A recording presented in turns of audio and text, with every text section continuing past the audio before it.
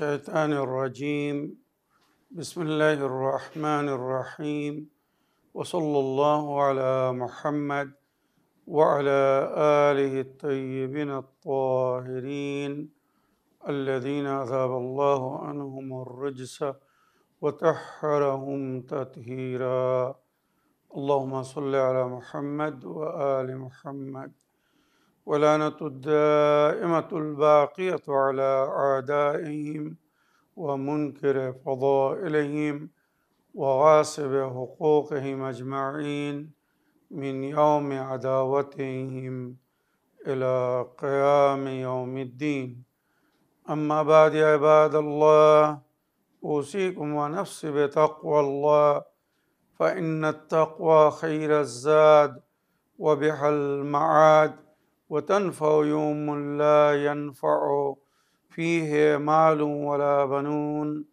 إلا من أتى الله بقلب سليم وصلى الله على محمد وعلى آله الطيبين الطاهرين اللهم صل على محمد وآل محمد وعجل فرجهم আমার প্রিয় দর্শক ও শ্রোতাবৃন্দ আসসালামু আলাইকুম ওয়া রাহমাতুল্লাহি ওয়া বারাকাতুহু। আপনাদের সকলকে আন্তরিক সালাম ও শুভেচ্ছা জানিয়ে আজকের অনুষ্ঠান ইসলাম ইন বাংলায় আপনাদেরকে স্বাগতম জানাই। আশা করি আপনারা যে যেখানে আছেন ভালো আছেন, কুশল ও মঙ্গলে আছেন, সুখে থাকুন, শান্তিতে থাকুন, সমস্ত প্রকারের দুঃখ কষ্ট থেকে মুক্তিতে থাকুন। আল্লাহ রব্বুল আলমিনের কাছে এই কামনা করি। যারা অসুস্থ আল্লাহ তাদেরকে সুস্থতা দান করুন, যারা ঋণে ভুগছে আল্লাহ তাদেরকে ঋণ মুক্তি করুন।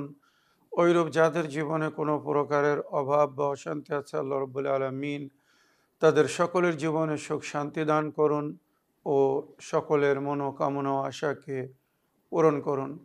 আমাদের সকলকে সৎ পথে চলার, অসৎ পথ থেকে দূরে থাকার এবং এক অপরকে সৎ উপদেশ দেওয়ার তৌফিক দান করুন। আমরা যেন সত্য বা হক জিনিসকে জেনে শুনে মেনে তার উপরে আমাল করে সেটা অন্যদের সামনে তুলে ধরতে পারি বা সকলের কাছে পৌঁছে দিতে পারি। আল্লাহ রাব্বুল আলামিন আমাদেরকে সেই মনোবল ও নেক তৌফিক দান করুন। আমিন ইয়া রাব্বাল আলামিন। এই দুয়ার সঙ্গে আজকের পর্ব শুরু করতে চলেছি। আজ আমি বিনা কোনো ভূমিকায় সরাসরি আপনাদের পাঠানো প্রশ্নের উত্তর দিতে চাই। তাই আসুন দেখি কোথা থেকে কে কি প্রশ্ন করছেন বা কে কি জানতে চাচ্ছেন। আসসালামু আলাইকুম রহমতুল্লাহি বারাকাতুহু। আমি কলকাতা পাঁচলা রাজখোলা থেকে বলছি, মোহাম্মদ মাসরাবি শেখ সাবির রেজা ভাইজান। আপনার কাছে আমার একটি প্রশ্ন, যে আমার আল্লাহ তাআলা দুটি সন্তান দান করিয়েছে, একটা হচ্ছে কন্যা সন্তান আর একটা হচ্ছে পুত্র সন্তান। আমার দুটি সন্তানের আমি নাম রেখেছি, একটা হচ্ছে মেহেক মল্লিক আমার কন্যা সন্তানের, আর একটি নাম হচ্ছে মোহাম্মদ নওয়াজ মল্লিক। এই দুটি নামের মানে একটু জানাবেন, শরীয়ত সম্মতি এই নাম কতটা যুক্তি মোতাবেক, এইটা একটু জানাবেন। আসসালামু আলাইকুম রহমতুল্লাহ। ওয়ালাইকুম আসসালাম রহমতুল্লাহি ওয়া বারাকাতুহু। আমার প্রিয় ভাই, আপনার ভয়েসমেল পাঠানোর জন্য আপনাকে ধন্যবাদ জানাই। আপনি আপনার ছেলের ও মেয়ের নামের অর্থ জানতে চেয়েছেন আর এটা ইসলামিক নাম কিনা এ বিষয়ে জানতে চেয়েছেন। আপনার মেয়ের নাম মেহেক মল্লিক আর আপনার ছেলের নাম মোহাম্মদ নওয়াজ মল্লিক। উভয় নাম ইসলামিক নাম, কোনো অসুবিধা নেই। মেহেক মানে গন্ধ বা সুগন্ধ, তো মেয়ের নামও ভালো। আর ছেলের নাম মোহাম্মদ নওয়াজ। নওয়াজ মানে সেবক, খাদিম। মোহাম্মদ নওয়াজ মানে মোহাম্মদের সেবক বা মোহাম্মদের খাদিম। ভালো নাম, কোনো অসুবিধা নেই। অর্থ হিসাবে উভয় নাম ভালো এবং ইসলামিক নাম আশা করি আপনার ছেলে মেয়ের যে নাম রেখেছেন তাদের জীবনে সেটা অ্যাপ্লাই হবে, সে যেন একটি সুচরিত্রবান রূপে পরিচিত হয় আপনার ও আপনার পরিবারের জন্যে, সে যেন সুসম্মানের কারণ হয়। ওইরূপ আপনার ছেলের নাম যখন মোহাম্মদ নওয়াজ রেখেছেন, নবীর নাম মোহাম্মদ, তো অর্থ হিসাবে নবীর সেবক, নবীর খেদমত, এইভাবে তার অর্থ বাহির হয়। তো আশা করি নবী করিম সাল্লাল্লাহু আলাইহি সাল্লামের তালিমাতের ওপরে আপনার ছেলে আমাল করবেন, আর তাকে দেখে যেন অন্যরা বলে যে হ্যাঁ, এ নিজের নামের মান রেখেছে, সম্মান রেখেছে। সুখ দুঃখে যেন সবার পাশে দাঁড়ানোর চেষ্টা করে, নিজের ক্ষমতা অনুযায়ী যেন অন্যদের সহযোগিতা করে।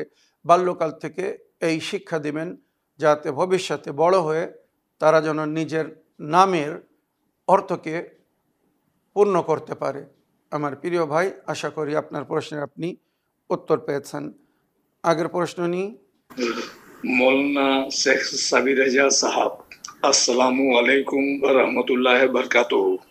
মৌলানা সাহাব, আমি আসাম থেকে কইতে আসি। আমার নাম নাসির শাহ। আমার একজন নাতি আছে যার বয়স 6 বছর। তার অ্যালার্জি বেমার যায় না, বহুত ডক্টর দেখাইলাম কিন্তু নাকাম, কেউ ভালো করতে পারছে না। মৌলানা সাহাব, আপনি দয়া কইরা কিছু উপায় বলিয়া দেন। আসসালামু আলাইকুম রহমতুল্লাহ বরকাতুহু।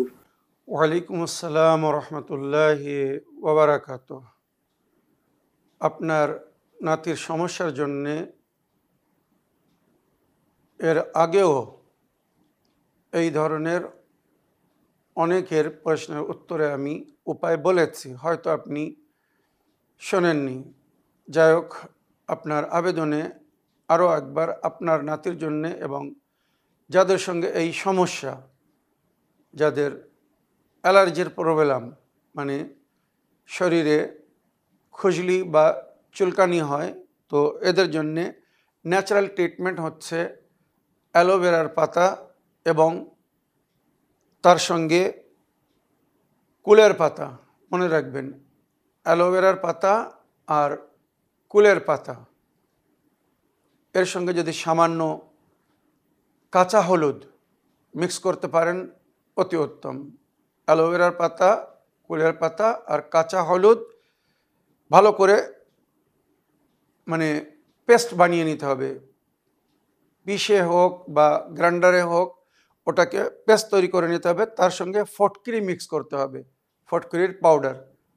এই 4টে জিনিস একসঙ্গে মিক্স করে পুরো শরীরে যেখানে অ্যালার্জি সেখানে ভালো করে রাত্রে শোয়ার সময় লাগিয়ে দিতে হবে।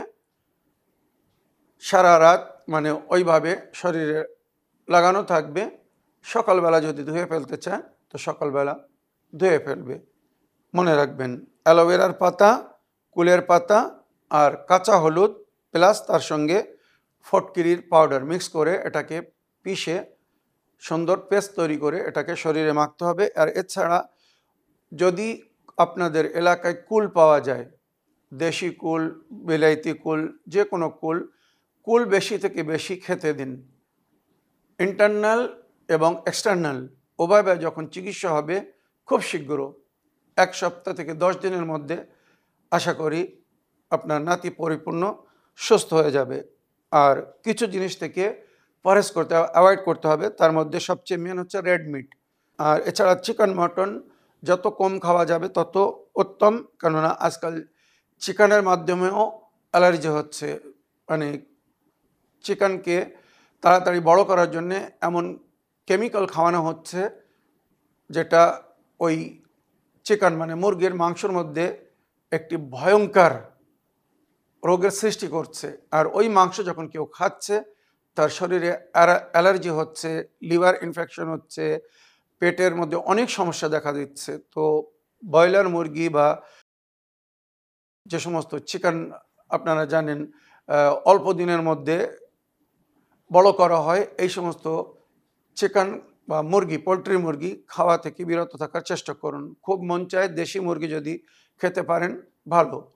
রেড মিট আর এগুলো থেকে পরহেজ করতে হবে। এর সঙ্গে সঙ্গে কচু, ওল ইত্যাদি যে সমস্ত শাক সবজির মধ্যে অনেক সময় চুলকানি আসে, মনে রাখবেন। ওল বা কচু খেলে অনেক অনেক সময় চুলকানি হয় বা অ্যালার্জি হয়, তো এগুলো থেকে অ্যাভয়েড করতে হবে। যে সমস্ত জিনিসের মধ্যে অ্যালার্জি আছে তার থেকে পরিপূর্ণভাবে অ্যাভয়েড করতে হবে বা দূরে থাকার চেষ্টা করতে হবে। ওইরূপ অনেকের পাউরুটি খেলে অ্যালার্জি হয়, তার থেকে একটু দূরে থাকবেন। আবার অনেকের ডাস্টের প্রবলেম হয়, সেগুলো থেকে একটু বিরত থাকার চেষ্টা করতে হবে। আশা করি আপনার প্রশ্নের আপনি উত্তর পেয়েছেন। ইনশাআল্লাহ আপনার নাতির সঙ্গে যদি এটা করা হয়, মানে যে ট্রিটমেন্ট বললাম, এটা যদি ব্যবহার করা হয় তো সে খুব শীঘ্র সুস্থ হয়ে যাবে। আগের প্রশ্ন নিই, দেখি কোথা থেকে কে কি বলতে চাচ্ছেন। আসসালামু আলাইকুম ওয়া রাহমাতুল্লাহি ওয়া বারাকাতুহু। আমি বীরভূম জেলা থেকে বলছি, সার্জিনা বিবি। আমার প্রশ্ন, সালাতুল ইস্তেগাসা এই নামাজ কতদিন পড়তে হয় এটা বলবেন একটুকু। আমি নিজের প্রয়োজনের জন্য এই নামাজটা পড়ি, তো 2-1 দিন যদি গ্যাপ হয় তাহলে কোনো সমস্যা আছে? তা বলবেন, এটা ইসলামিন বাংলায় দিবেন। আসসালামু আলাইকুম ওয়া রাহমাতুল্লাহি ওয়া বারাকাতুহু। ওয়ালাইকুম আসসালাম রহমতুল্লাহি ওয়া বারাকাতুহু। আমার প্রিয় বোন, আমি সালাতুল ইস্তেগাসার আমাল অনেকবার বলেছি। বিশেষ প্রয়োজনের জন্যে বৃহস্পতিবারের রাত্রে এই নামাজটি পড়তে বলা হয়েছে। তাছাড়া অন্য দিনও যদি কেউ পড়তে চায় পড়তে পারে। আর এটাকে অনেক সময় যখন সমস্যার সমাধান হয় না, তো কমসে কম 40 দিন কন্টিনিউয়াসলি এই নামাজটি পড়তে বলা হয়েছে। ইনশাআল্লাহ আশা রাখি 40 দিনের মধ্যে তার মনোকামনা আশা পুরো হয়ে যাবে, তার উদ্দেশ্যে সে সফল হবে, যেটি আমাদের গুরুজনেরা, আরেফিনরা, আমিলিনরা বলেছেন। আশা করি আপনার প্রশ্নের আপনি উত্তর পেয়েছেন। আগের প্রশ্ন নিই, দেখি কোথা থেকে কে কি বলতে চাচ্ছেন। আসসালামু আলাইকুম। আমি হাওড়ার সোনাতলা থেকে সিগরুক্ষিয়া বলছি। মৌলানা সাহেব, আশা করি আপনি ভালো আছেন, সুস্থ আছেন। ভালো থাকুন, সুস্থ থাকুন, আল্লাহ আপনাকে ভালো রাখুক। মৌলানা সাহেব, হচ্ছে একই নামাজে প্রত্যেক ফরজ নামাজের সময় কি দুটি সূরা একই সঙ্গে পড়া যাবে না? ওয়ালাইকুম আসসালাম রহমতুল্লাহি ওয়া বারাকাতুহু। আমার প্রিয় বোন, ভয়েসমেলের জন্য ধন্যবাদ জানাই। আপনি জানতে চাচ্ছেন যে প্রতি ফরজ নামাজে দুটো সূরা একসঙ্গে পড়া যাবে কিনা। তো এটাই শরীয়তের হুকুম বা নিয়ম। প্রতি ফরজ নামাজের প্রথম 2 রাকাতে সূরা আলহামদ এবং তার সঙ্গে অন্য আরেকটা কমপ্লিট সূরা পড়তে হবে, পরিপূর্ণ সূরা পড়তে হবে। শুধু আয়াত পড়লে হবে না, যেটা নবীর শরীয়তে বলা হয়েছে বা এলাহি সংবিধানে বলা হয়েছে। সূরা আলহামদ আর তার সঙ্গে অন্য আরেকটি সূরা পড়তে হবে প্রথম রাকাতে এবং দ্বিতীয় রাকাতে।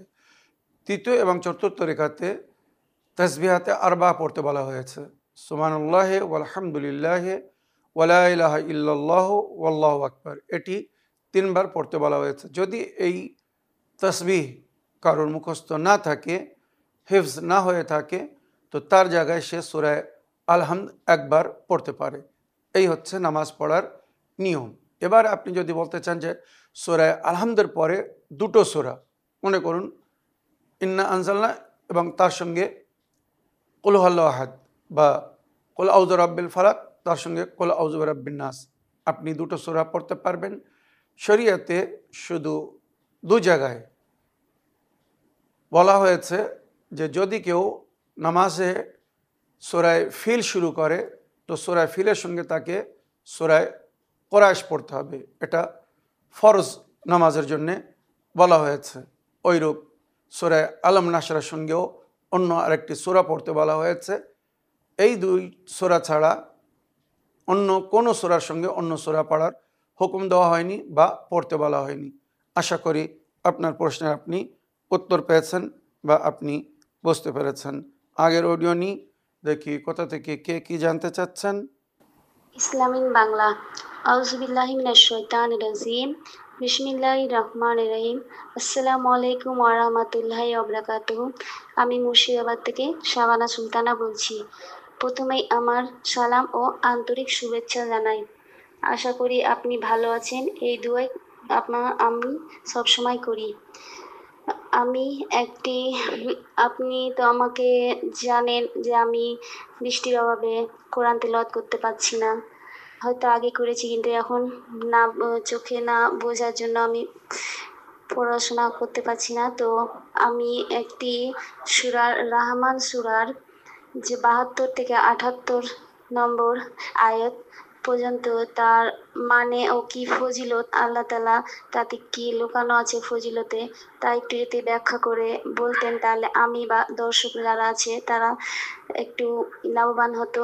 যদি আপনার সম্ভব হয় তাহলে আপনি বলবেন, আর যদি কোনো রকম অসুবিধা থাকে তাহলে থাক, যতটুকু আপনি পারবেন ততটুকু আপনি বলে দেবেন। এই বলে আমি এখানেই শেষ করলাম। আসসালামু আলাইকুম ওয়া রাহমাতুল্লাহি ওয়া বারাকাতুহু।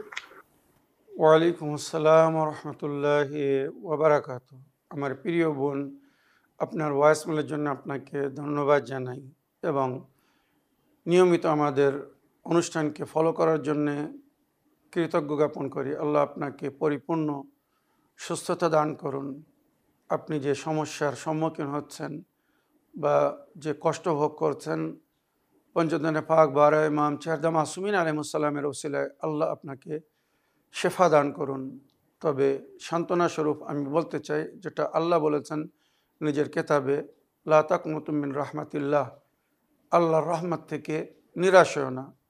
আল্লাহর কবে রহম হবে, তার কৃপার দৃষ্টিপাত হবে আমরা জানি না। তাই আল্লাহর কাছে সবসময় দোয়া করতে থাকতে বলা হয়েছে।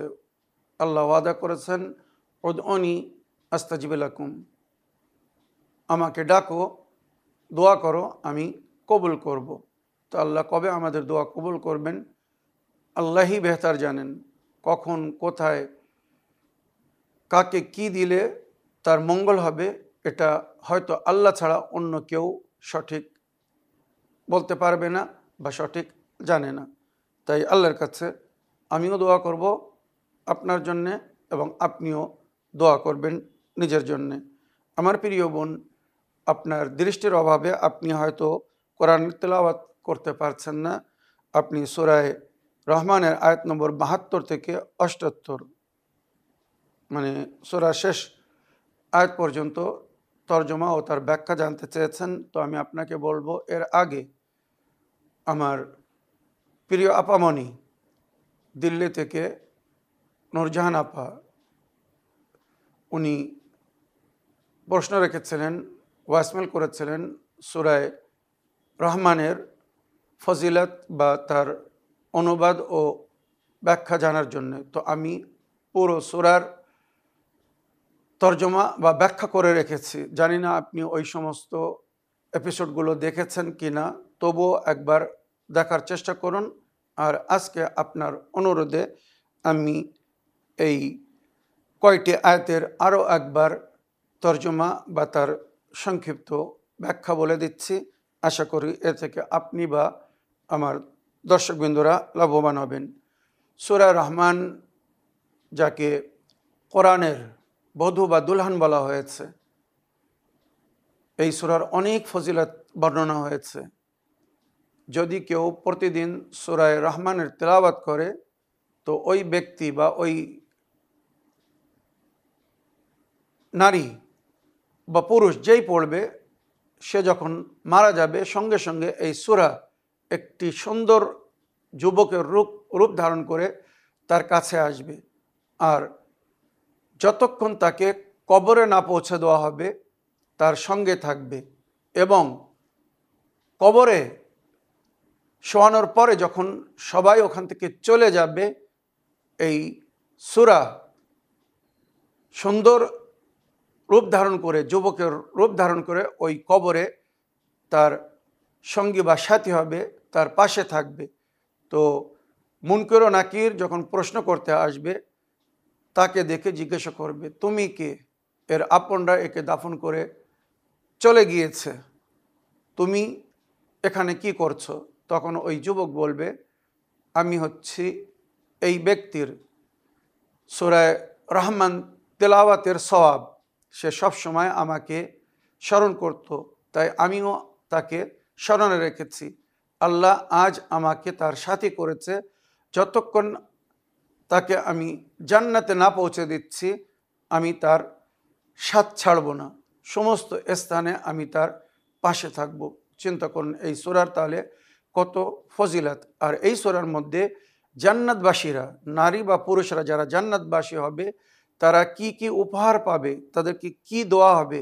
যেমন পুরুষদের জন্যে হুর দেওয়া হবে, সুন্দর জীবনসাথী, ওইরূপ নারীদের জন্যে গিলমান বা উইলদান বলা হয়েছে সূরা ওয়াকিয়ার মধ্যে, সুন্দর যুবক নারীদের সঙ্গী বা সাথী হবে, যাদেরকে দেখে জান্নাতের নারীরা অতি উৎসাহিত হবে, আনন্দ পাবে।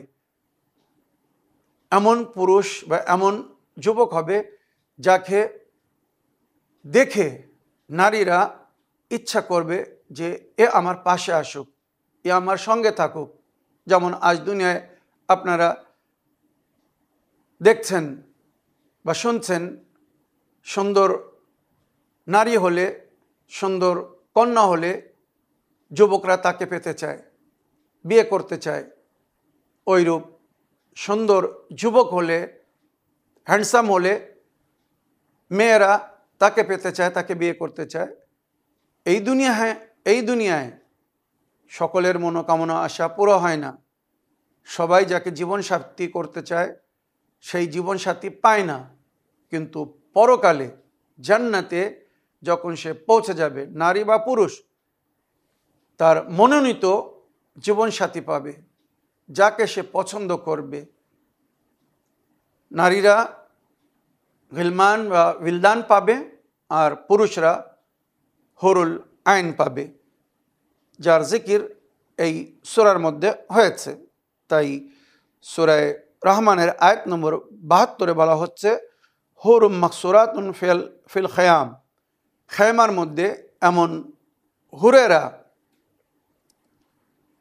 ওই সমস্ত যুবকদের, পুরুষদের অপেক্ষা করবে যারা জান্নাতবাসী হবে। এমন হুর যাদেরকে ওই জান্নাতবাসীর আগে কেউ স্পর্শ করেনি। কুমারী দেখতে অতি সুন্দর হবে, মানে এমন মনে হবে যে ক্রিস্টালের শরীর, এত উজ্জ্বল, এত সুন্দর দেখতে হবে। ওইরূপ নারীদের যারা জীবনসাথী হবে, পুরুষরা গিলমান বা উইলদান, এরাও কিন্তু এত সুন্দর হবে যে জান্নাতের নারীরা, ইমরাআতুন সালেহা, নেক নারী যাদেরকে বলা হয়েছে, তারা তাদেরকে দেখে নিজের নজর সরাতে পারবে না, বরং অবাক হয়ে তাকাতে থাকবে আর মনে মনে আশা করবে যদি এই যুবক আমার সাথী হতো, আমার জীবন সাধন হয়ে যেত, আমি খুব শান্তি পেতাম।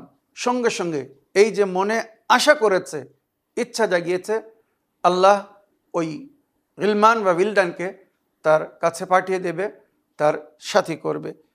হুরুম মাকসুরাতুন ফিল খেয়াম, খেমার মধ্যে জান্নাতে যে ফল ফুলের বাগান হবে তার মধ্যে সুন্দর টেন্ট বা খেমা লাগানো থাকবে। ফাবি আইয়া আলা রাব্বিকুমা তুকাজ্জিবান, এবারে বলো আল্লাহর কোন কোন নেয়ামত তোমরা অস্বীকার করবে। লাম ইয়াতমিসুন্না ইনসুন ক্বাবলাহুম ওয়ালা জান, এই যে হুরদের কথা বলা হচ্ছে, এদেরকে ওই জান্নাতে যার জীবনসাথী হবে তার আগে কোনো জিন্ন ইনস তাকে স্পর্শ করতে পারবে না বা করবে না। ফাবি আইয়া আলা রাব্বিকুমা তুকাজ্জিবান, আল্লাহর কোন কোন নেয়ামতকে তোমরা অমান্য করবে বা অস্বীকার করবে।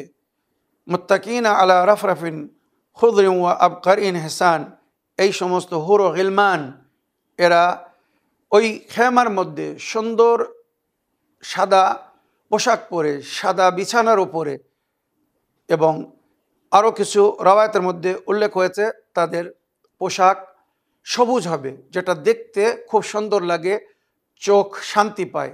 ওই জন্যে আপনারা জানেন যখন অপারেশন হয় তো চোখের উপরে সবুজ পাট্টি লাগানো হয়, বা অপারেশনের সময় যে চোখের উপরে পাট্টি বেঁধে দেওয়া হয়, যখন ওটাকে খোলা হয় তখন বলা হয় আগে সবুজ জিনিসের উপরে নজর ফেলবে, কেননা সবুজ জিনিস মানুষ দেখতে ভালোবাসে, যেমন ফল ফুলের গাছ, ওই জন্য আল্লাহ সবুজ করেছেন, আর এটা দৃষ্টির জন্য খুব উপকারক হয়।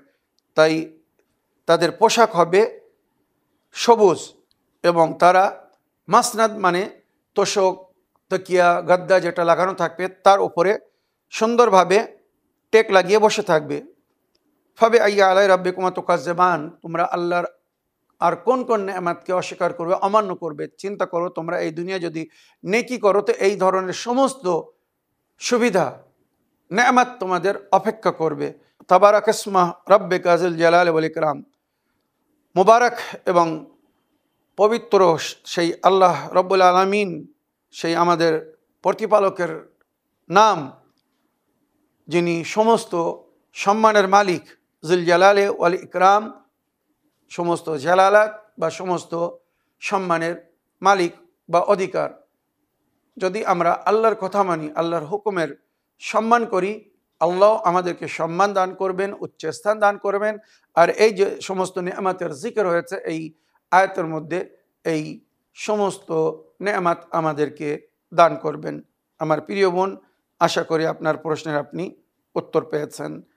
এবারে আমি একটি লিখিত চিঠি পড়তে চাই, দেখি কোথা থেকে কে কি বলতে চাচ্ছেন বা কে কি জানতে চাচ্ছেন। সালামুন আলাইকুম মৌলানা সাহেব, আমি ডায়মন্ড হারবার থেকে বলছি। মৌলানা সাহেব, আমি একটা মেয়েকে খুব ভালোবাসি। ওই মেয়েটাকে আমি বিয়ে করতে চাই, কিন্তু ওই মেয়েটা আমাকে পছন্দ করে না। আমি ওই মেয়েটাকে বিয়ে করার জন্যে আমি তাবিজ, মাদুলি দাঁড়াতে বশীকরণ করে বিয়ে করার সিদ্ধান্ত নিয়েছি। মৌলানা সাহেব, আমার ওই সিদ্ধান্ত নেওয়াটা কি ঠিক না ভুল, এটা আপনি বলবেন। যদি আমার ওই সিদ্ধান্ত নেওয়াটা ভুল হয়, আপনি তাহলে বলে দিবেন যে কোনো উপায়, দোয়া এবং কিভাবে দোয়া করলে ওই মেয়েটা যাতে বিয়ের জন্যে রাজি হয়ে যায় এবং ওই মেয়েটার সাথে যেন আমার বিয়ে হয়, এটা আপনি বলবেন মৌলানা সাহেব। আল্লাহ আপনার ভালো করুক, আপনি যেন সুস্থ থাকেন। আসসালামু আলাইকুম ওরহমতুল্লাহি ওবরাকাতু।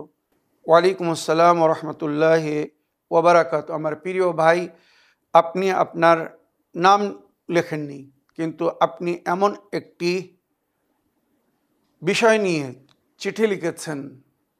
আমি প্রথম তো ভেবেছিলাম এই চিঠি পড়ব না বা এ বিষয়ে কোনো আলোচনা করব না, তারপরে আবার ভাবলাম না, আজ আমাদের সমাজে এই ধরনের সমস্যা অনেক ছেলেরা আছে, তারা নিজের মনোনীত মন পছন্দ মেয়েদেরকে বিয়ে করতে চায়। আবার অনেক মেয়েরাও আছে, তারা নিজের মনোনীত বা মন পছন্দ ছেলেদেরকে বিয়ে করতে চায়। কিন্তু কেউ যদি কারোর পছন্দ হয় তো তার সঙ্গে যে তার বিয়ে হতে হবে বা হবে, এটা অনিবার্য না। বিয়ের জন্যে কফ হতে হবে। কফ মানে এক অপরের যোগ্য।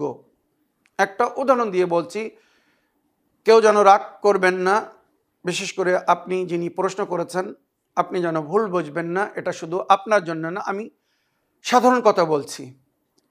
মেয়ে দেখতে খুব সুন্দর, সুচরিত্রবান এবং রূপসী, তাকে আপনি বা যে কোনো ছেলে বিয়ে করতে যাচ্ছে, কিন্তু ছেলে কয়লার ময়লা ধুলেও যায় না। বুদ্ধিজীবীর জন্য ইশারা যথেষ্ট। আমি কি বলতে চাচ্ছি, একটা কথা বাংলায় বলে, কয়লার ময়লা ধুলেও যায় না।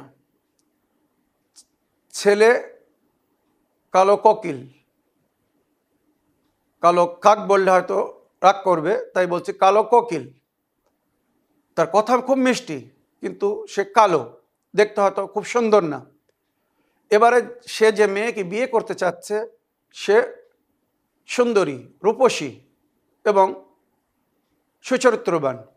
তো যেমন আপনার মনে আশা, আপনার মনে ইচ্ছা, আপনি একটি বিউটিফুল কন্যাকে বিয়ে করতে চান, তো ওইরূপ মেয়ের মনেও তো ইচ্ছা হতে পারে, থাকতে পারে যে আমি এক হ্যান্ডসাম ছেলেকে বিয়ে করব, যে দেখতে সুন্দর হবে, তার রং ফর্সা হবে, সে কর্মিক বা ধার্মিক হবে। আপনি হয়তো তার যোগ্য না, বা সে আপনাকে আপনার যোগ্য, নিজের যোগ্য মনে করছে না, তাই হয়তো সে আপনাকে পছন্দ করছে না।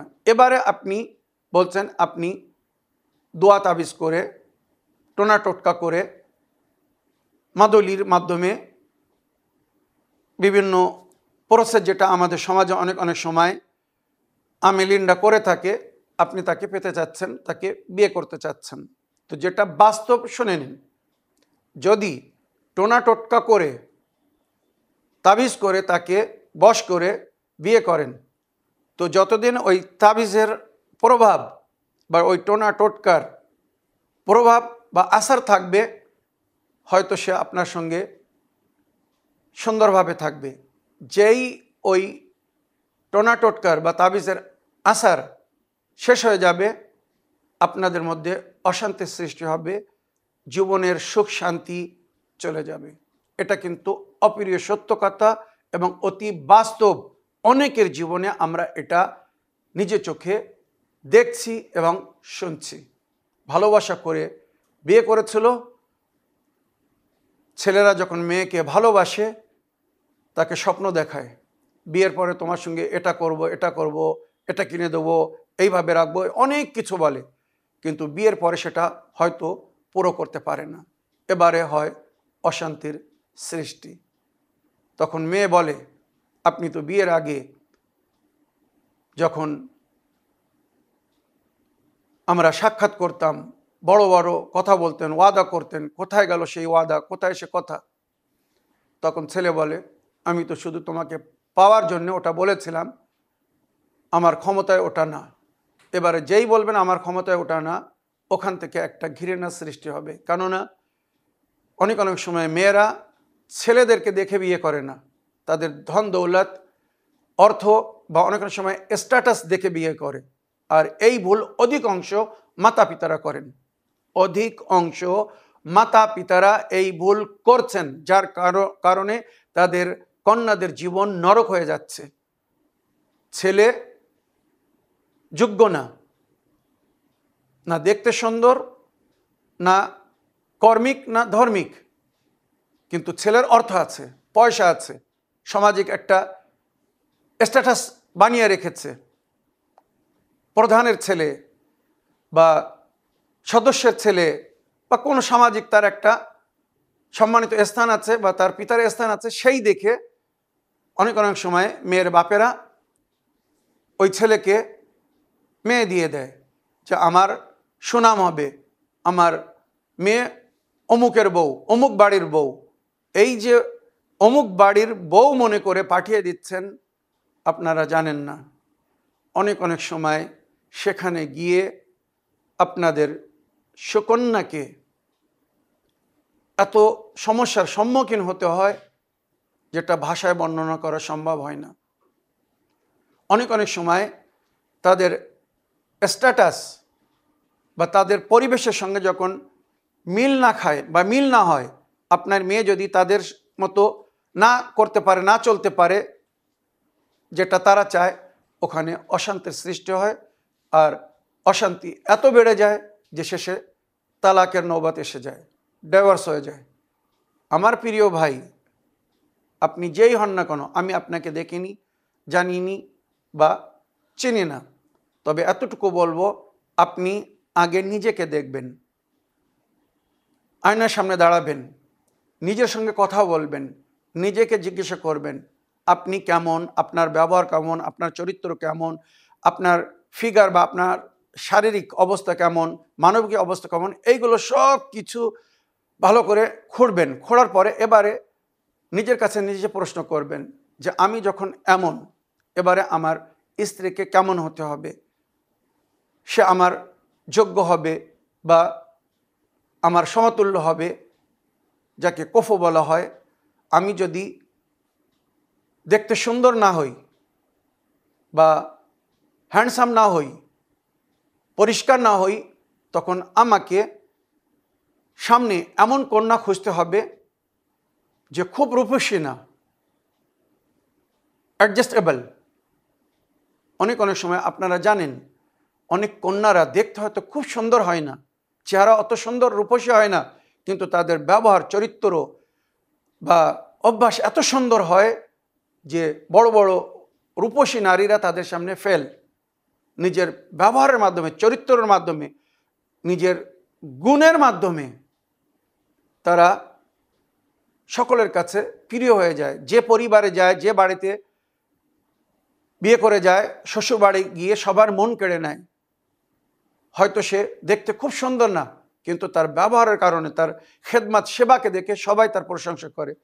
না, মেয়েটার রং হয়তো একটু ময়লা, হয়তো খুব দেখতে সুন্দর না, কিন্তু তার ব্যবহার এত সুন্দর, কথা এত সুন্দর বলে, এত সুন্দরভাবে সবার খেয়াল করে, তখন আপনিও শান্তি পাবেন, আপনার পরিবারও শান্তি পাবে, এবং যে মেয়েকে নিয়ে এসেছেন সেও শান্তি পাবে। তো শরীয়ত বলছে কফ তালাশ করতে। মনে রাখবেন, কফ মানে যোগ্য, সমতুল্য। যদি যোগ্যর মধ্যে বিবাহ হয় সেখানে অশান্তির সম্ভাবনা খুব কম থাকে। আমি এটা বলবো না যে যোগ্যদের মধ্যে অশান্তি হয় না। স্বামী স্ত্রী উভয় ডাক্তার, স্বামী স্ত্রী উভয় ইঞ্জিনিয়ার, স্বামী স্ত্রী উভয় স্কুলের মাস্টার, মানে শিক্ষিত পরিবার, আর উভয় শিক্ষিত, তাদের মধ্যে এমনভাবে ঝগড়া হচ্ছে, অশান্তি হচ্ছে, যেগুলো হয়তো অশিক্ষিত বা মূর্খদের মধ্যেও হয় না। তো ওই জন্যে আমি সবসময় একটা কথা বলি, যোগ্য খুঁজুন। আর বিয়ের সময় দুটো জিনিস যেটা শরিয়াতে দেখতে বলা হয়েছে, এই দুটো জিনিস যদি ভালো করে দেখা হয় তো জীবন সুন্দর হবে, অশান্তির সম্ভাবনা কম থাকবে। আর সেটা হচ্ছে দিনদার এবং জিম্মেদার, উভয় পক্ষ, নারী এবং পুরুষ, ছেলে এবং মেয়ে যদি দিনদার হয় আর জিম্মেদার হয়। দিনদার মানে ধার্মিক, আল্লাহ রসুলের কথা মেনে চলে, তো তারা ভয় করবে, অশান্তি করবে না, কেউ কারোর সঙ্গে অন্যায় করবে না, কেউ কারোর উপরে জুলুম করবে না। মনে রাখবেন, তো ধার্মিক হতে হবে, আর মানে দিনদার। আর দ্বিতীয় হচ্ছে জিম্মেদার। জিম্মেদার মানে সবাই নিজের দায়িত্বকে পালন করবে, পূরণ করবে। স্বামীর হক স্ত্রীর ওপরে যেটা, সেটা স্ত্রী পুরো করবে, ওইরূপ স্ত্রীর হক স্বামীর ওপরে যেটা, সেটা স্বামী পুরো করবে। যদি এইভাবে যা সে নিজের দায়িত্ব পুরো করে, পারিবারিক, সামাজিক বা সংসারে যে সমস্ত দায়িত্ব থাকে এক অপরের, ছেলে বা মেয়ে যদি সুন্দরভাবে যা সে নিজের দায়িত্ব পূরণ করে, তো তাদের মধ্যে কখনো অশান্তি হবে না, কখনো বিঘ্ন ঘটবে না, তালাকের নৌবাত বা বাড়ি আসবে না। যখন দিনদার বা জিম্মেদার দেখে বিয়ে করা না হবে, শুধু রূপ দেখে, নকশা দেখে, ধন দৌলত দেখে, অর্থ দেখে, সামাজিক স্ট্যাটাস দেখে যখন বিয়ে করা হবে, এবারে যদি সেটা চলে যায়, অশান্তির সৃষ্টি হবে।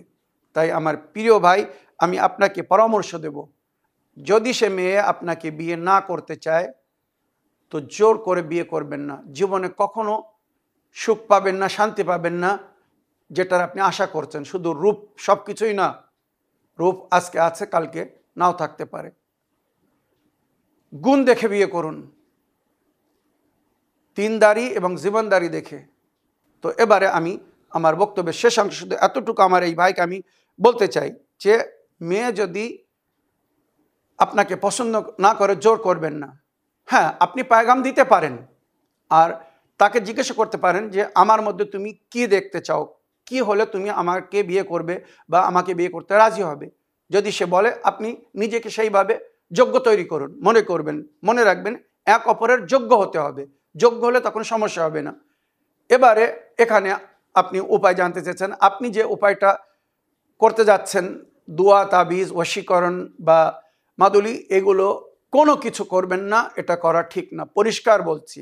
হ্যাঁ, আপনি আল্লাহর কাছে দোয়া করতে পারেন, যেটা মাসুমিনরা বলেছেন, সালাতুল হাজাত, মানে প্রয়োজনের সময় 2 রাকাত নামাজ পড়ে, নামাজের পরে তাসবিহ জাহরা সালামুল্লাহ আলাইহা পড়বেন। তারপরে সূরা হজের আয়াত নম্বর 5 ভালো করে মন দিয়ে শুনুন। সূরা হজের আয়াত নম্বর 5 পড়ে আল্লাহর কাছে দোয়া করুন, হে আমার প্রতিপালক, আমি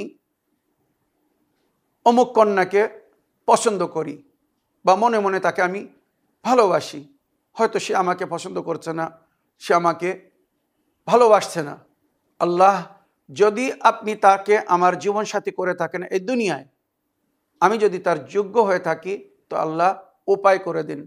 আল্লাহুম্মা জাওয়াজনি বিইমরাআতিন সালিহা, এটা আল্লাহর ওলিদের দোয়া।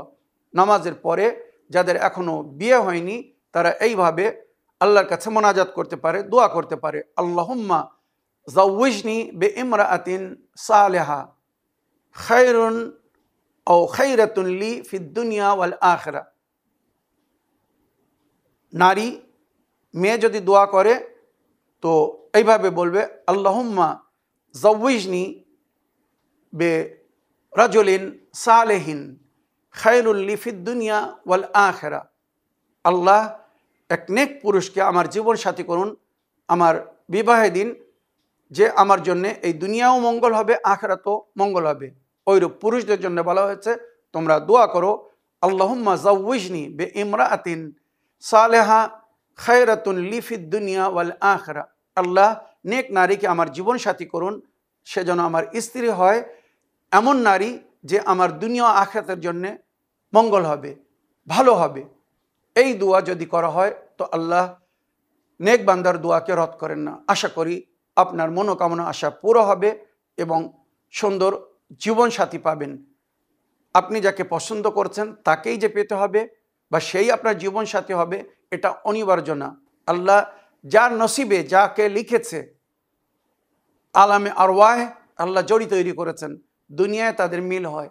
তো যার নসিবে যার সঙ্গে আল্লাহ জড়ি লিখেছে তারা এক অপরের জীবন সাথী হয়। তো আপনি আল্লাহর কাছে সেটা দাবি করুন, ওটাই উত্তম হবে। আপনি হয়তো যার আশা করছেন তার চেয়ে তো হয়তো অনেক সুন্দর মেয়ে, কন্যা বা নারী আপনার জীবনসাথী হতে পারে। আমার প্রিয় ভাই, আশা করি আপনি আপনার প্রশ্নের উত্তর পেয়েছেন। প্রতি নামাজের পরে যদি নাও পড়তে পারেন তো প্রতিদিন কোনো এক ফরজ নামাজের পরে দোয়ায়ে মাকারিমুল আখলাক পড়ুন। আর দিনের বেলা যে কোনো এক সময় সূরা রহমান পড়ুন। সূরা রহমানের মধ্যে হুরো গিলমানের জিকির হয়েছে, সুতরাং সুন্দর জীবনসাথী যদি কেউ পেতে চায় তো সূরা রহমান পড়ে আল্লাহর কাছে দোয়া করতে বলা হয়েছে। আশা করি আপনারা নিজের প্রশ্নের উত্তর পেয়েছেন। এই বলে আমার আজকের বক্তব্য এখানে শেষ করলাম। ওয়া আখিরু দাওয়ানা আলহামদুলিল্লাহি রাব্বিল আলামিন। ওয়াসসালামু আলাইকুম ওয়া রাহমাতুল্লাহি ওয়া বারাকাতুহু।